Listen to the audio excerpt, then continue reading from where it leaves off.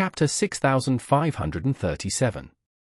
Hearing Charlie's words, Aoshue felt as if her adrenaline surged instantly. And her fighting spirit was extremely high. Looking at Hailey again, her eyes were full of the excitement of a hunter catching prey. At this time, Hailey had just been hit hard on the waist by Aoshue, and her whole body was instantly relieved. In such a short time, she could not adjust back to her state at all. At this time, Aoshue had already rushed towards her like a bloodthirsty cheetah. Hailey wanted to dodge, but her reaction speed was no match for Aoshue. Before her lower body could stand firm, Aoshue had already rushed to her. At this time, Aoshue has learned from the experience and lessons. She did not expose her chest to the opponent, but leaned forward to protect her chest. At the same time, she made a bottom fishing move and hit Hailey's chin with a full-strength hook directly from below. Aoshue leaned forward 45 degrees, and her center of gravity was not on her lower body, but leaned forward with her body. At this time, if the opponent reacted quickly enough, she could hold her head and attack her face-to-face. In normal professional fighting, such actions are rarely seen. However, Aoshue no longer considered this risk. She knew that the opponent's speed was not as fast as hers. As long as she took the initiative, the opponent would not be able to break through anyway. The reason why she did this was because Charlie taught her to defeat the opponent completely. Seeing Aoshue suddenly attacking, Hailey wanted to raise her hand to block it, but it was too late. Aoshue's heavy fist went straight through her arms that she had not had time to close, and hit her chin from bottom to top. With a bang, she only felt a crisp sound from her mandible, as if a bone fracture had occurred. What was even more terrible was that the force of this punch was so great that it not only broke her jaw, but also caused her entire brain to be severely damaged instantly. Just like a heavy old monitor suddenly fell to the ground from a height of 2 meters. With a loud bang, the screen instantly went black. Hailey's eyes went dark, and the whole person immediately lost consciousness and fell backward. The audience at the scene burst into thunderous applause that almost overturned the venue. No one expected that Aoshue's counterattack would be so fierce. Just like a small beetle car provoked by a muscle car on the road, which instantly turned into a 100-ton heavy truck and directly crushed the opponent. It was extremely shocking.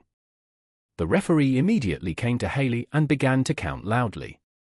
When the referee shouted 5, Hailey regained consciousness a little. She kicked her legs randomly on the ground, as if she wanted to stand up, but her legs had no power at all. After struggling for a few seconds, her body hardly moved. As the referee's 10-second countdown ended, Hailey still couldn't stand up. So the referee came directly to Aoshue, raised her right hand, and announced loudly, "The champion of the women's group of this competition is Aoshue." The scene was once again drowned in thunderous cheers.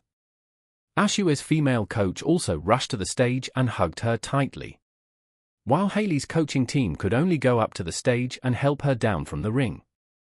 At this time, although Aoshue was surrounded by many people, her eyes were always looking for Charlie's figure. Soon, she found Charlie with a smile on his face in the crowd in the front row.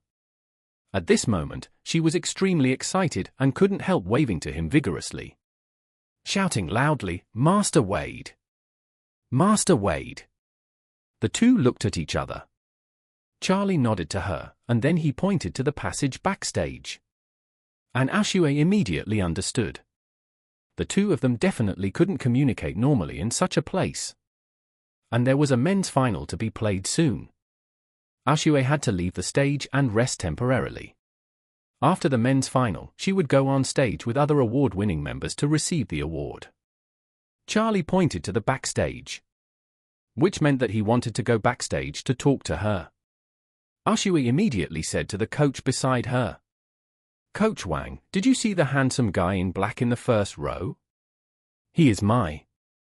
At this point, Aoshue suddenly got stuck. She didn't know how to describe the relationship between her and Charlie to the coach. Should she say they were friends? She had always respected Charlie very much.